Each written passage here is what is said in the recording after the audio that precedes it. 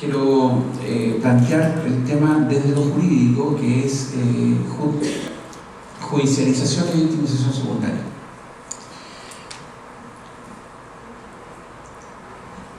Yo creo que en este esquema graficamos cuál es el sentido de la intervención legal. La intervención legal, que siempre se asocia a lo penal, como el castigo penal, es una visión parcial, limitada, que deja de ver la necesidad de que la víctima sea protegida y que en la calidad y oportunidad de la protección existe una expectativa mejor de un resultado de la investigación penal. Olvidarse de este aspecto es desconocer el espacio, el rol de los niños y niñas y adolescentes ante el sistema de justicia. Los niños y niñas no son objetos de prueba ni el instrumento de la persecución penal del Estado. El Estado tiene un deber de protección y de restitución de derechos porque no pudo prevenir y no pudo evitar esa transgresión tan grave a los derechos de niños y niñas que es el abuso sexual, los delitos de agresión sexual. Y una idea clave en esto es que obviamente los niños y niñas no pueden quedar en una situación más desventajosa, incierta, insegura, de pérdida o menoscabo luego de la denuncia. Entonces el rol que cumplen todos los actores, policía, ministerio público, centros de reparación, las oficinas de protección de derechos y toda la institucionalidad del Estado, va a depender que esa víctima no sufra como consecuencia de la revelación o denuncia efectos negativos.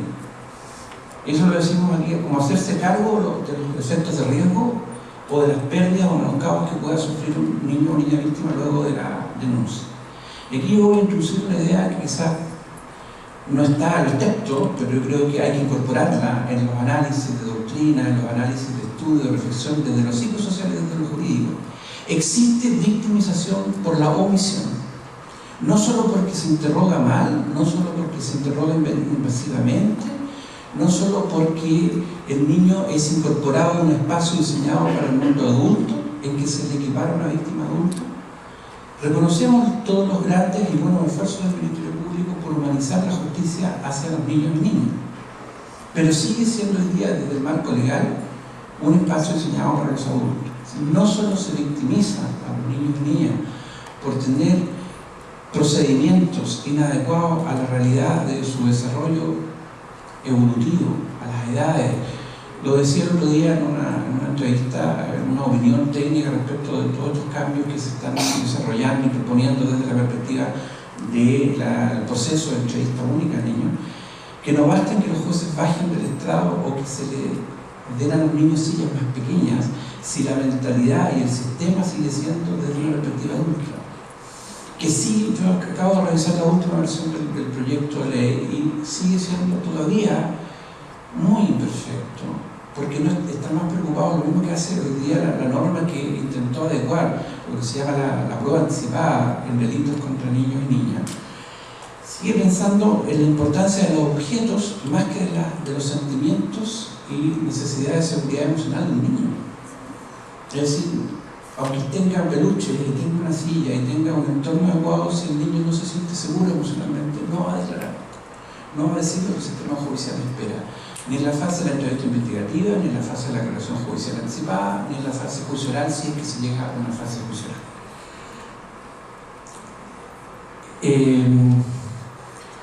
Eso puede parecer muy teórico, pero hay un caso en Estados Unidos que me gusta contarlo, que un niñito no podía hablar, se negaba a hacerlo en una sala de juicio. Los jueces sacaron la toga, bajaron del estrado, hicieron que el público saliera, y aún así no hablaba hasta que alguien sugirió que entrara su padre. Era un caso de abuso sexual intrafamiliar, el imputado era un profesor. Y solo en el momento en que el niño fue tomado en brazos pudo hablar. El juicio terminó en una condena y se interpusieron recursos por parte de la defensa, el abogado defensor, llegó hasta la Corte Suprema alegando de que se había roto el equilibrio y que se había establecido una desigualdad entre el imputado y el niño. Pero los jueces aplican la lógica y la aplicaron en este caso y dijeron que no había infracción de garantías constitucionales del imputado y que no se había infringido la igualdad, sino que solo se había intentado restablecer el equilibrio juez que yo admiro mucho, que es un profesor además en esta materia, el juez Charles Churchill, dice: y en Estados Unidos se declaró que no era inconstitucional tomar a un niño en brazo. Qué gran lección de lógica, qué gran lección de sentido común. Y vemos cómo los que diseñan las leyes en nuestro país están lejos de este sentido común, esta lógica, como casi como si se nos fuera a criticar porque hablamos de esto tan sencillo y tan simple. Y que en el sistema judicial eso sencillo y simple tiene mucho valor. Pero cuando uno cita doctrinariamente una sentencia de la Corte Suprema, ahí todo nos pone atención. Pero a veces esa gran sentencia de un alto tribunal tiene mucha lógica y mucho sentido común que se pierde en los niveles de primera instancia o en los niveles básicos de los procedimientos judiciales. Entonces, ¿cuál ha sido la gran lucha?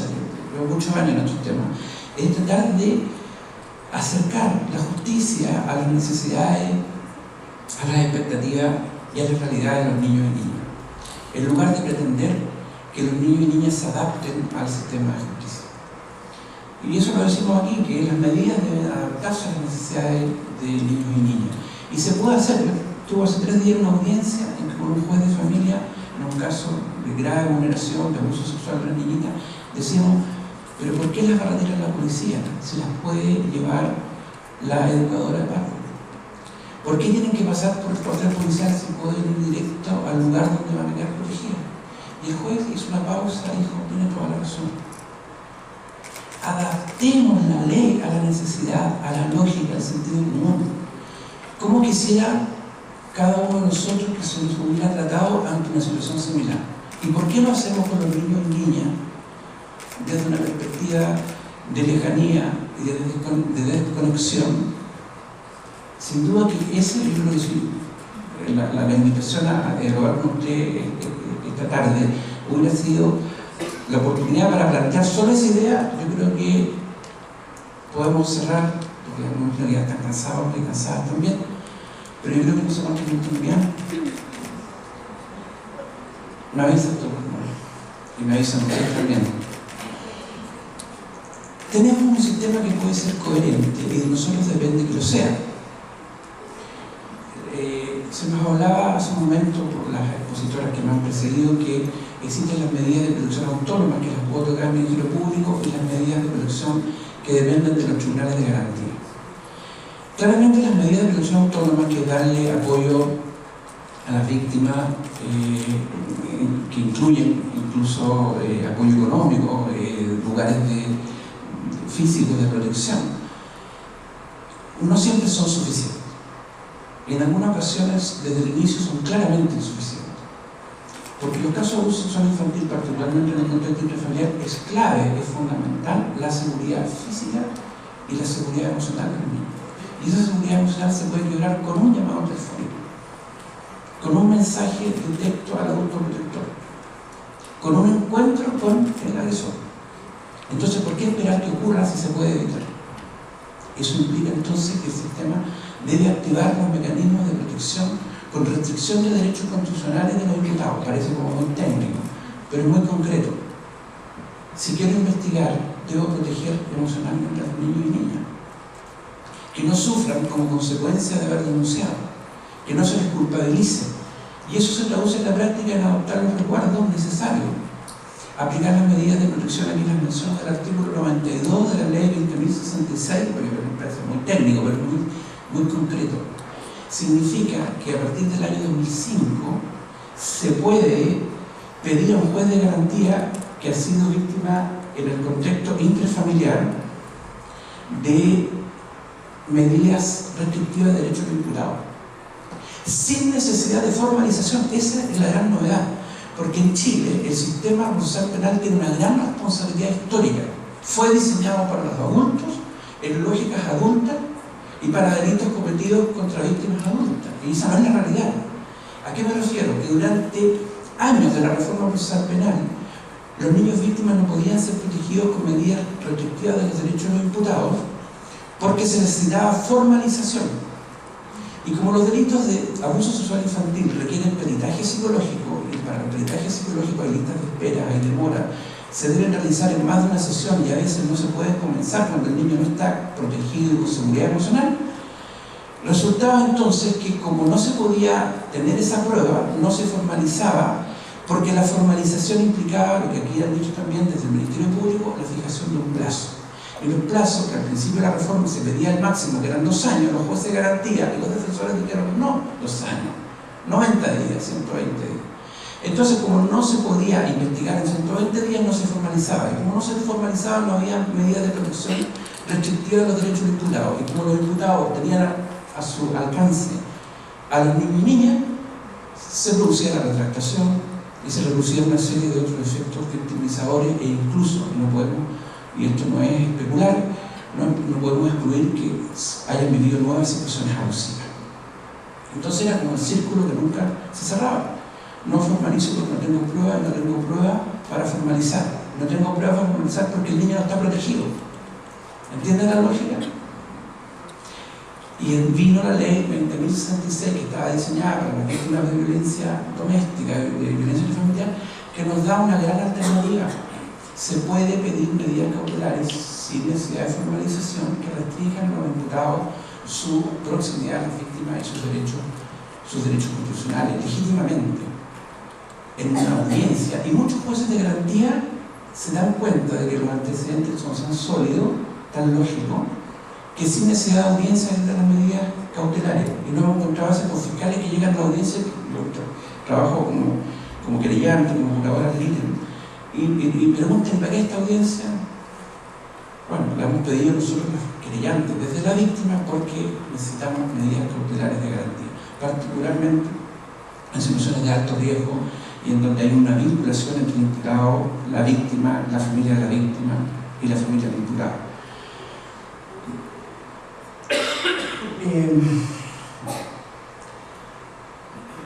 Esto tiene bastante relevancia práctica, sobre todo en aquellos casos en que no se ha activado la justicia de familia. O sea, una alternativa es la vía penal proteccional. O sea, el proceso penal existe para la protección de la víctima, no solo para la acumulación de pruebas y para la imputación al autor del delito o a los autores del delito. La justicia de familia en esto es muy importante y se desconoce.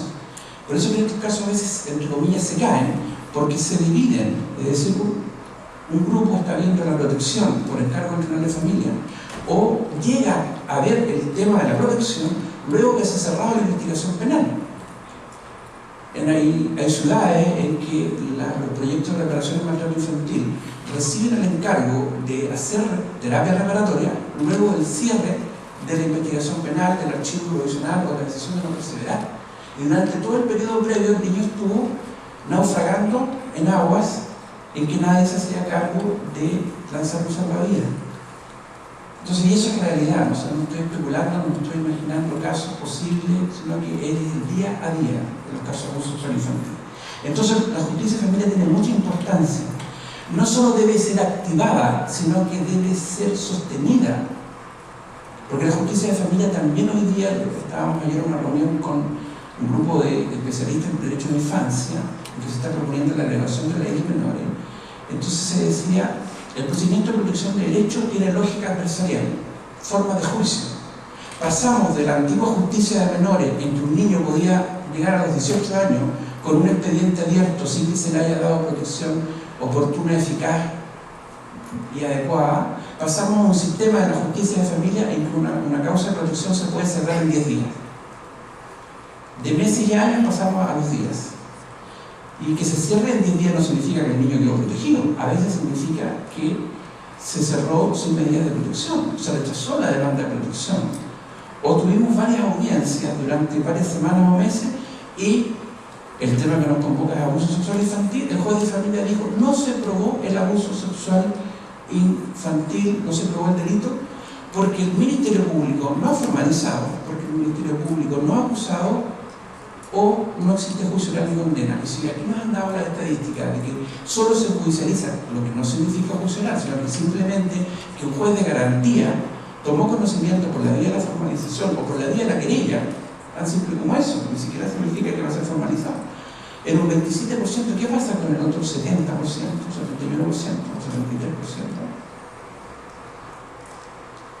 Y si de los que llegan a juicio 64% son los condenados, tenemos que ir desglosando. No solo nos preocupa aquellos que no son condenados, que van a tener una absolución, sino todos aquellos que son muchos más, que nunca ni siquiera fueron formalizados. El rol de la justicia familiar entonces es clave, es fundamental. Por eso es que los equipos que trabajan en reparación, en maltrato y abuso sexual infantil, deben tener mucho apoyo y mucha interacción en los dos sistemas, y mucho control y interacción con los dos sistemas.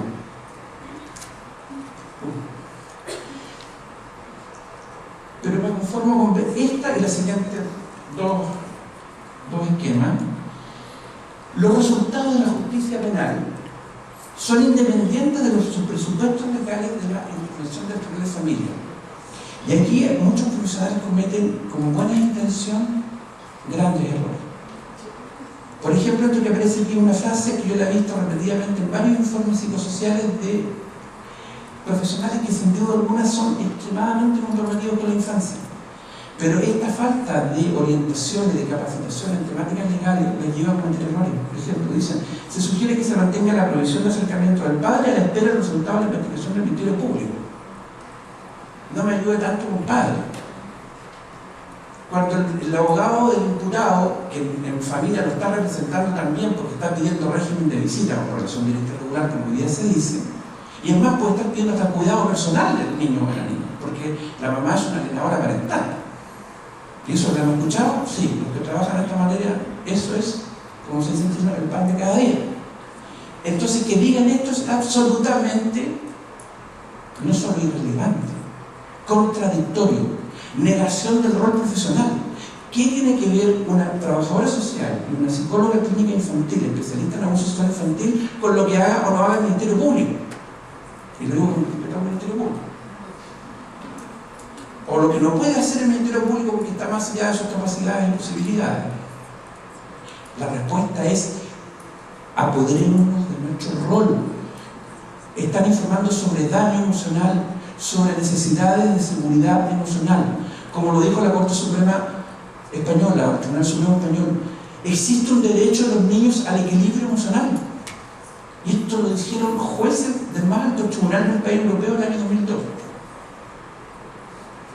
Ese derecho intransable a la represión de la salud mental, de la seguridad psíquica, y de algo que me gusta mucho hablar, no porque sean mis palabras, sino porque es palabra que emana desde lo psicosocial, el concepto de bienestar psicosocial, que no solo es la ausencia de daño.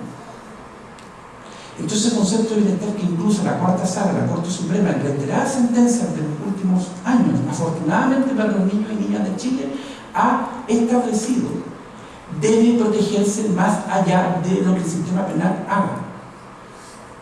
Entonces, si el Ministerio Público no ha formalizado, si el Ministerio Público no va a formalizar, si el juicio oral terminó en absolución, eso no tiene ninguna equivalencia con lo que debe ser la protección en la justicia de familia, porque son áreas independientes, porque hay parámetros independientes. En materia penal, el principio es que en la duda se absolve, porque los jueces estiman que en la duda no se puede tener un inocente preso. Pero en materia de familia, el principio es inverso: en la duda se debe proteger.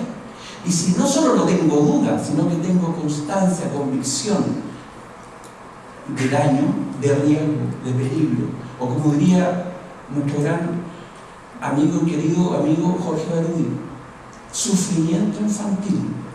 Eso es lo que nos importa en la justicia de familia y lo que uno a veces tiene que decirle a los jueces de familia: magistrado, disculpe, pero aquí se está causando un daño, se está arriesgando, se está acrecentando el sufrimiento infantil. El tribunal de familia debe proteger preventivamente. Y lo digo porque estamos en confianza, yo pienso que esto no va a salir de esta sala, pero por lo que le dije un día a una juez de familia que pensé que era la consejera técnica y que me está diciendo: pero aquí hay un acuerdo entre los padres, la madre presa por pornografía infantil y abuso sexual con sus hijos, que le había entregado la atención al padre, que no se puede entregar lo que no se tiene magistrado. Porque ustedes están pidiendo protección de que los niños no salgan del país. Sí, estamos pidiendo protección, pero aquí hay un acuerdo. Y le dije: ese acuerdo es contrario al interés del niño, y el interés del niño tiene rango constitucional, legal, imperativo. Por lo tanto, ese acuerdo vale cero. vale cero. Y parece que le hizo sentido porque llamó a audiencia y dio una medida de protección y después preguntó por qué yo no había entrado a la audiencia. Me convenció. Quizás si hubiera sabido que era la juez de familia, le habría dicho, en términos más técnicos, más académicos, que ningún acuerdo, sentencia o resolución puede quebrantar el interés superior de los niños y niñas. Y esto no es retórica, no es discurso, no es especulación, es constatación. Y sentimos tanta satisfacción cuando la sala de familia de la Corte Suprema escucha nuestros alegatos, porque me ha tocado en el último tiempo, afortunadamente, llevar varios casos, particularmente dos de ellos que son el día de jurisprudencia, uno de los cuales está mencionado aquí, con esto termino. Esto lo dijeron en abril del 2011 5 jueces unánimemente de la Corte Suprema. Un caso de abuso sexual infantil en que el Ministerio Público ni pensaba formalizar, con una víctima de 4 años y otra víctima de 12. ¿Qué casos son más difíciles que estos con preescolares? Pero teníamos informes psicológicos de daño, teníamos informes de psiquiatría infantil de daño, teníamos a una víctima que nunca había hablado, la de 2 años, y que era testigo de lo que le ocurría, era su hermanita de 4 que después dejó de hablar porque tuvo expuesta al padre, y en que la juez de familia en primera instancia dijo: se rechaza la medida de protección porque no se ha acreditado el abuso sexual. Juez de familia convirtiéndose en juez penal, razonando con lógica penal. Hay que volver, no es que no me esté escuchando el juez, pero habría que volver a la escuela de Derecho. Y a lo mejor en la escuela de Derecho también nos damos vuelta porque nadie enseña esto. Pero la Corte Suprema es lo que está enseñando. ¿Qué dice aquí? Que dice que los antecedentes de daño, está diciendo que la sentencia, que el auto acusatorio, la acusación fiscal, la acusación particular, no, está diciendo exclusivamente vulneración. Y está diciendo algo muy interesante. Si acredito daño causado por un padre a una niña, es prudente proteger a la otra niña. ¿Y qué nos encontramos en la vida diaria nosotros? No, que esta causa está por esta niña y los hermanitos no han sido víctimas, no hay denuncia en la fiscalía por ellos, así que visita. Y la Corte Suprema, que son los jueces que llevan más experiencia en estos temas, dicen otra cosa. Entonces hay que conectar el nivel inicial, en donde están cientos de niños, con estos poquitos niños que tienen la fortuna de que su caso llegó a la Corte Suprema. ¿Y por qué llegó a la Corte Suprema? Porque había una representación de su interés y una representación fundada en el mundo psicosocial. Entonces dijo la Corte Suprema, aquí, mientras por lo menos el mismo no se somete a la evaluación de tratamiento, protejo mientras se rehabilita, no rehabilito con riesgo. Y que daba otro seminario de la Corporación que ahí podemos tratar el tema de la revinculación forzada y de la parentalidad tóxica. Y que en el conflicto de derecho, lo dice, no lo digo yo, lo dice la Corte Suprema, prima el interés superior de los niños. Entonces, este es un caso notable.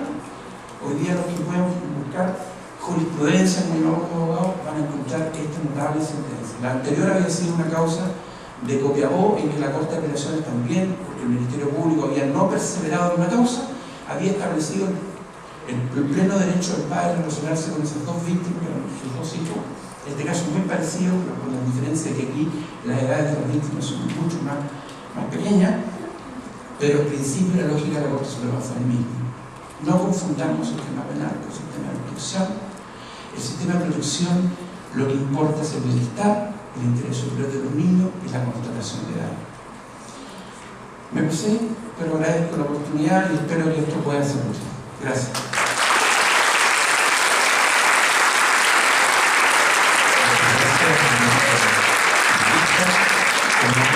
Un amplio espectro del sentido, las prácticas judiciales, los tiempos y el espacio que hay entre el procedimiento y protocolo y la evidencia y experiencia de las víctimas y sus necesidades. Entonces ahora abrimos un espacio justamente para las preguntas. Creo que es a mano alzada, hay un micrófono, entonces se abre el espacio de preguntas. Hay una pregunta, la señorita. Ahí hay otra. Buenas tardes.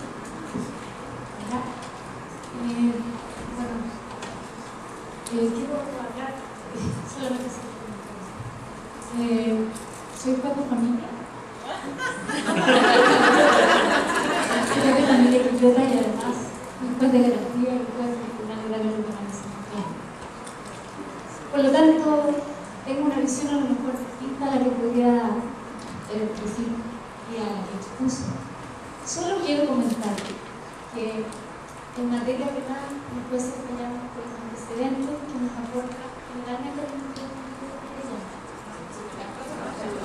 ¿no se escucha? Que en materia penal generalmente pues, se falla por los antecedentes que nos van incorporando los sistemas de intervinientes y del análisis, por supuesto, que hacen los jueces de la prueba. Y en materia de familia, tengo que decir que, y por eso estoy aquí, porque gracias a todas las pericias y a todos los antecedentes que nos aportan los profesionales que están aquí, nosotros los jueces podemos resolver. Y comentar que a lo mejor hay jueces que, como lo que señaló usted, pero por eso estoy aquí, porque siento que es una instancia en la que yo puedo aprender de todos los profesionales que me han entregado, porque además de haber dado un taller, siento que aprendí mucho más yo de ellos que ellos de mí. Y que así hay muchos jueces también que quieren mucho su trabajo y que valoran mucho el trabajo que hacen todos los profesionales, todos los centros, toda la gente que trabaja en el lugar. Solamente era comentar eso porque sentí un poco, no me sentí atacada yo, pero siento que al menos diariamente hago mi trabajo con mucho cariño, con mucho corazón, y por eso estoy aquí.